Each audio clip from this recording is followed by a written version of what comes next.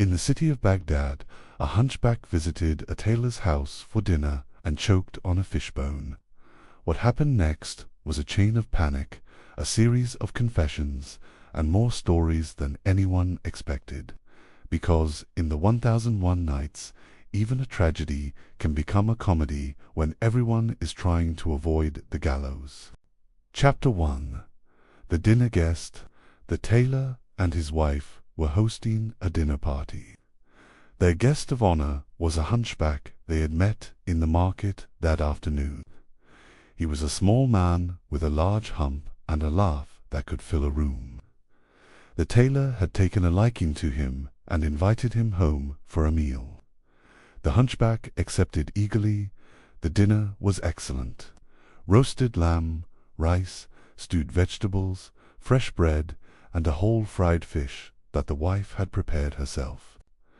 The hunchback ate with enthusiasm, telling jokes between mouthfuls, making the tailor and his wife laugh until their sides ached. It was a wonderful evening. Then the hunchback took a bite of fish. A bone lodged in his throat. He coughed, he choked, he turned red, then purple, then blue. The tailor slapped his back. The wife poured water down his throat. Nothing worked. Within minutes, the hunchback was dead, slumped over the table with a fishbone still caught in his throat. The tailor and his wife stared at each other in horror. Their dinner guest was dead. The authorities would ask questions. They would be accused of murder. The tailor would be hanged. The wife would be imprisoned. Their lives were over. The wife was the first to recover her wits. "We cannot report this," she said. "They will never believe it was an accident. We have to get rid of the body." The tailor protested. He was an honest man, but his wife was practical. She wrapped the hunchback's body in a long shawl and told her husband to carry it into the Puel street and leave it somewhere far from their house. The tailor obeyed. He carried the dead hunchback through the dark streets of Baghdad, looking for a place to leave him. Chapter 2. The Doctor's Mistake. The tailor walked through the dark streets with the hunchback's body wrapped in the shawl.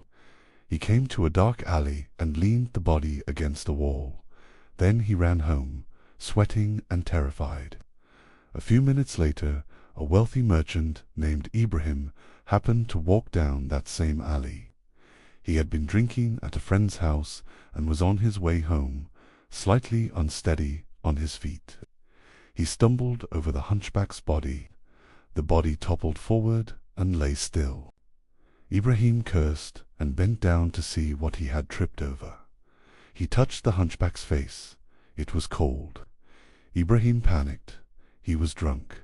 He was in a dark alley, and he was standing over a dead body. He was certain that if anyone found him here, he would be accused of murder. He looked around frantically. At the end of the alley, he saw a light, a doctor's house. He had an idea. He picked up the body and carried it to the doctor's door. He leaned the hunchback against the doorframe, knocked loudly, and then ran into the shadows to watch. The doctor's servant opened the door. The hunchback's body fell forward into the house. The servant screamed. The doctor came running. He saw the body on his floor and assumed he had accidentally killed a patient. He was a doctor. He treated people. If a dead man was found in his house, he would be blamed. The doctor and his servant dragged the body into the courtyard and propped it against the wall. They were trying to figure out what to do when they heard footsteps in the street. Someone was coming. They had to move the body again. Chapter 3. The Steward's Discovery. The doctor and his servant carried the hunchback's body into the street and propped it against the wall of a house belonging to a wealthy steward. They knocked on the door and ran away, leaving the body leaning against the entrance. The steward's wife opened the door. The hunchback fell into her arms. She screamed. The steward came running.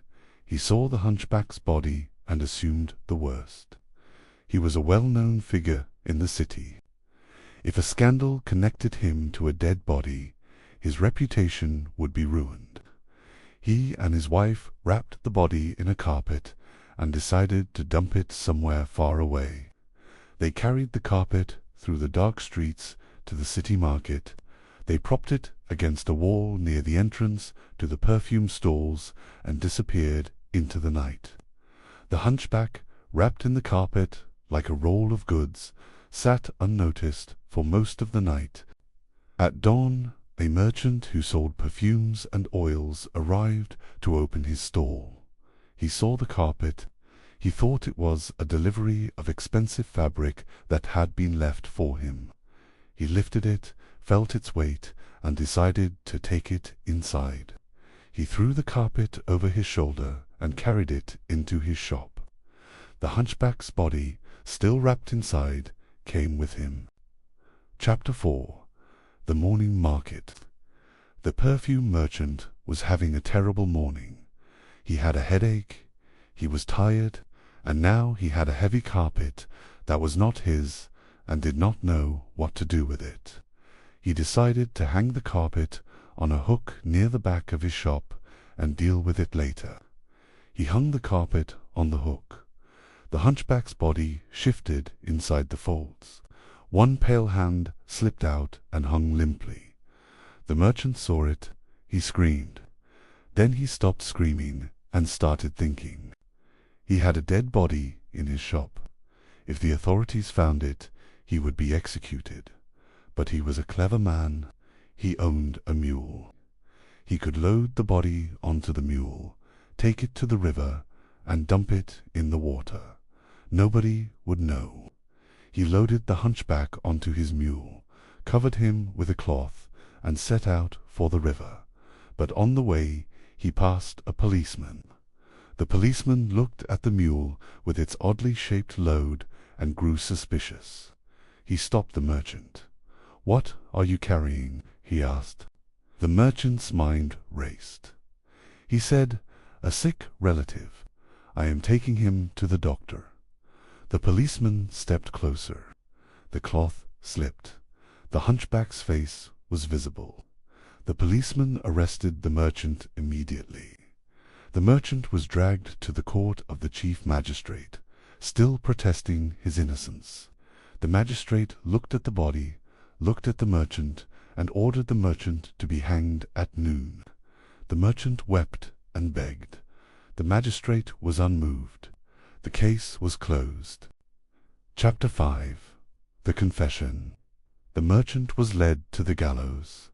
A crowd had gathered. The executioner stood ready. The merchant was trembling so hard he could barely stand. He was innocent. He had never hurt anyone in his life. He was about to die for a crime he did not commit. The tailor pushed through the crowd. He had been watching from the edge of the square, unable to bear the guilt. He shouted, "Stop! I am the one who killed him. The hunchback choked on a fishbone at my dinner table. I panicked and dumped his body in the street. Everyone after me was just trying to survive. The merchant is innocent. Hang me instead." The crowd gasped. The magistrate ordered the tailor brought forward. He listened to the tailor's confession, but before he could pass judgment, the doctor pushed through the crowd. "No," he shouted, "I am the one responsible. I found the body outside my door and moved it. I am an accessory to the cover-up. If anyone deserves punishment, it is me." The steward pushed through next, then his wife, then the perfume merchant. The square was full of people confessing to the same crime. The magistrate was furious. He could not execute all of them. He ordered them all brought before the Caliph. The Caliph himself would have to untangle this mess. Chapter 6. The Caliph's Court. Caliph Harun al-Rashid sat on his throne and looked at the collection of people gathered before him. A terrified merchant, a weeping tailor, a guilty-looking doctor, a trembling steward, and his wife. a perfume seller who had not stopped shaking since he arrived, and a hunchback laid out on a stretcher, very clearly dead. The Caliph listened to each confession in turn. The merchant who had been about to be hanged, the tailor who had hosted the fatal dinner, the doctor who had found the body, the steward who had wrapped it in a carpet, the perfume seller who had loaded it onto a mule. Each person told the same story from a different angle, and each person claimed some responsibility. The Caliph was deeply frustrated. He had a legal system for a reason. He could not have every citizen confessing to every crime. He needed to know who was truly guilty. He turned to his vizier Jafar and asked for advice. Jafar thought for a moment and then suggested something unusual. Instead of punishing anyone, he said, "Let us find out if the hunchback had a family. Let us find out who he was before he died. The answer might surprise us." The Caliph agreed. He sent messengers through the city, searching for anyone who knew the hunchback. Within hours, an old woman arrived at the palace, weeping. She was the hunchback's mother. She told the Caliph that her son worked as a court jester for the king of a neighboring kingdom. He was beloved by everyone who knew him, and he had a strange habit of fainting when he ate fish. Chapter 7. The Surgeon's Discovery. The Caliph sent for the royal surgeon. He ordered the surgeon to examine the hunchback's body. The surgeon opened the hunchback's throat with careful precision. He found the fishbone lodged exactly where the tailor had described. He removed it, and then he noticed something remarkable. The hunchback's chest moved. The surgeon leaned closer. He felt the hunchback's neck for a pulse. It was faint, barely perceptible, but it was there. The hunchback was not dead.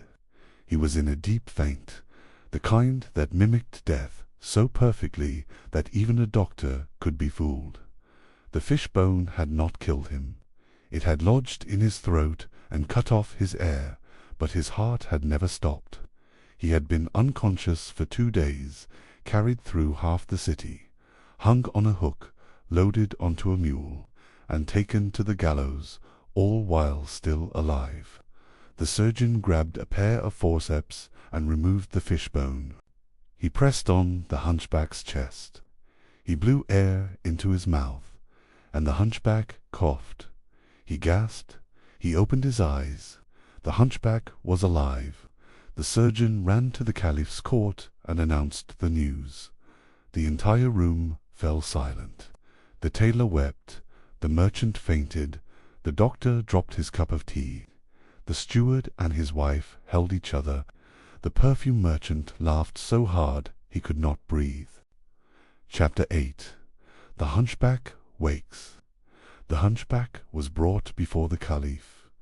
He was weak and confused, but he was alive. He remembered the dinner at the tailor's house. He remembered the fish. He remembered choking. And then nothing until he woke up on a marble floor surrounded by strangers. The Caliph asked him what he remembered. The hunchback told him honestly. He had been invited to dinner by a kind tailor and his wife. He had eaten too much fish.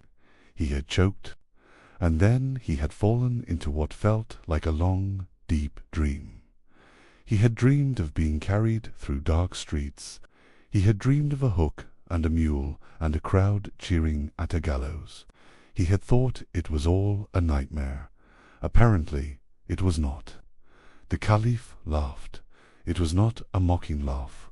It was a laugh of pure relief. He had been minutes away from ordering a man's execution for a murder that had not happened. The hunchback was alive. The tailor was not a killer. The merchant was innocent. Every single person in the chain was telling the truth. The Caliph declared a holiday. He ordered the kitchens to prepare a feast. He invited the tailor, the merchant, the doctor, the steward and his wife, the perfume seller, and the hunchback himself to dine at the palace. They sat at the Caliph's table and ate and drank and laughed until the candles burned low. Chapter 9. The Feast of the Saved. The feast at the Caliph's palace was unlike anything the hunchback had ever experienced. Tables groaned under the weight of roasted meats, fresh fruits, sweet pastries, and pitchers of chilled sherbet. Musicians played in the corner. Poets recited verses. The Caliph sat at the head of the table, smiling more warmly than anyone had ever seen him smile. The tailor could not stop apologizing to the hunchback. "I thought you were dead," he kept saying. "I was so sure." The hunchback laughed and told him not to worry. He had been through worse. Once, he said, a king had sentenced him to death for telling a joke that landed badly. He had been reprieved at the last moment. This was nothing new. The merchant who had almost been hanged sat in stunned silence for most of the meal. He kept touching his own neck, as if checking that it was still attached. The doctor drank more wine than he should have. The steward and his wife held hands under the table.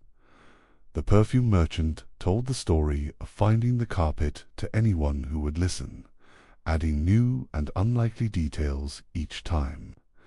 The Caliph watched them all and felt something he had not felt in years. Joy, not the formal joy of court ceremonies, but the real, messy joy of people who had brushed against death and survived.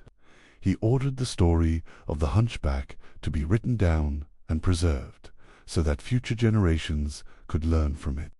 Chapter 10. The Hunchback's Request. As the feast wound down, the hunchback asked the Caliph for a favor. The Caliph was in a generous mood and agreed to hear it. The hunchback said, "All these people thought I was dead. They acted out of fear, not malice. They carried my body through the streets. They hid me. They tried to dump me in the river. But not one of them tried to hurt me. They were trying to protect themselves. Yes, but they were also trying to protect their families. They were afraid, and fear makes people do strange things." The hunchback asked the Caliph to pardon everyone involved: the tailor and his wife, who had hosted the dinner, the doctor who had moved the body, the steward and his wife who had wrapped him in a carpet, the perfume merchant who had loaded him onto a mule, and the merchant who had almost been hanged. All of them, the Caliph agreed without hesitation. The hunchback then asked the Caliph for another favor. He wanted to stay in Baghdad. He had been a court jester in another kingdom, but the king there had grown tired of his jokes. He was looking for a new home. The Caliph, who appreciated a man with a sense of humor, offered him a position at the palace immediately. The hunchback accepted. He had nearly died in Baghdad, but he had also found a family. Chapter 11. The Stories Within.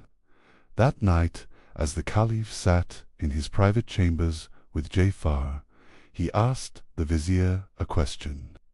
He wanted to know more about the people in the chain: the tailor, the doctor, the steward, the merchant, the perfume seller.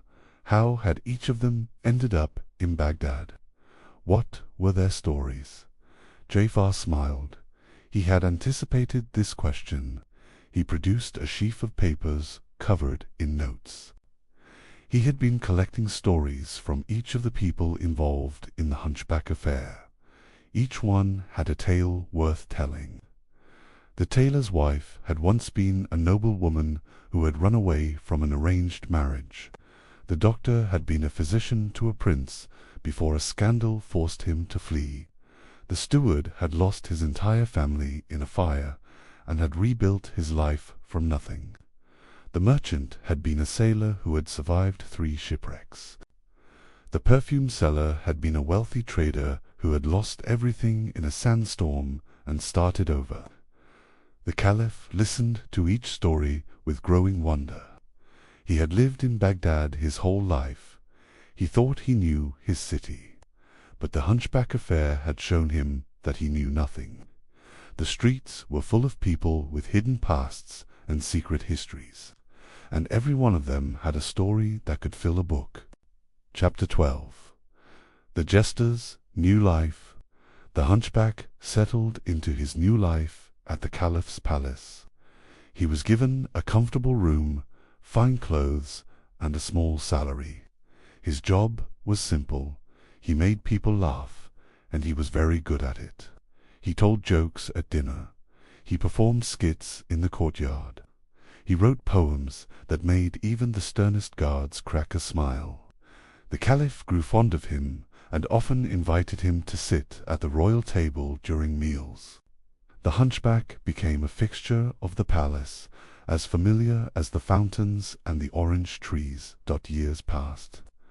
The tailor and his wife continued to host dinners, though they never served fish again. The doctor opened a new clinic and became famous for his gentle bedside manner.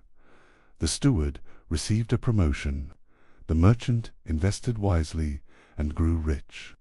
The perfume seller opened a second shop. They remained friends, bound together by the strange night when a hunchback had fallen into their lives and nearly died. The Hunchback grew old in the Caliph's service. He never stopped telling the story of the fishbone and the gallows and the chain of panicked strangers who had carried him through Baghdad. He told it with humor and grace, always ending with the same line: "I died in a tailor's house and woke up in a palace, and all because I ate one bite of fish too many." The end.